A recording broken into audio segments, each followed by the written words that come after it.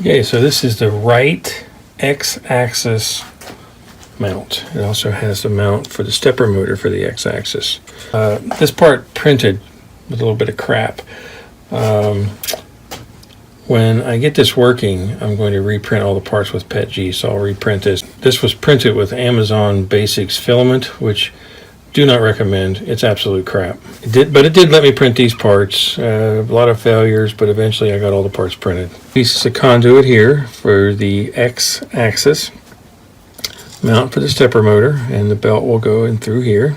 So we take 3/4 inch screws, take a nut, hold it in place with your finger, tighten it up. Of course, we don't want to tighten these too much because I have to put the conduit in.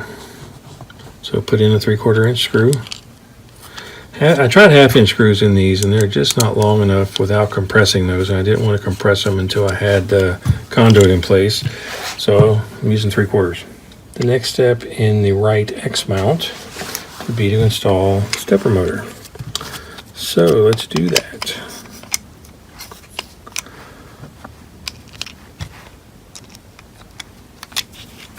Now the length of screw that did the other ones is too short for this one, so you have to get the next longest.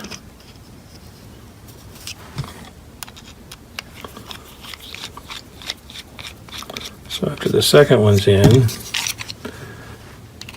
third and fourth should be fairly easy. So the fourth one's a little more difficult than it should be, but once you get it lined up, it works fine. So I'm going to tighten these, but they have to be loosened for the final adjustment up and down at the very end of mounting this. It'll mount like this with the 2 X mounts running that way.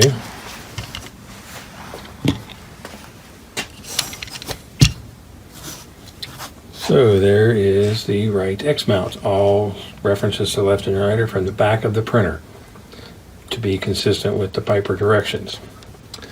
So if you liked the video, please subscribe to my channel. Thanks for watching.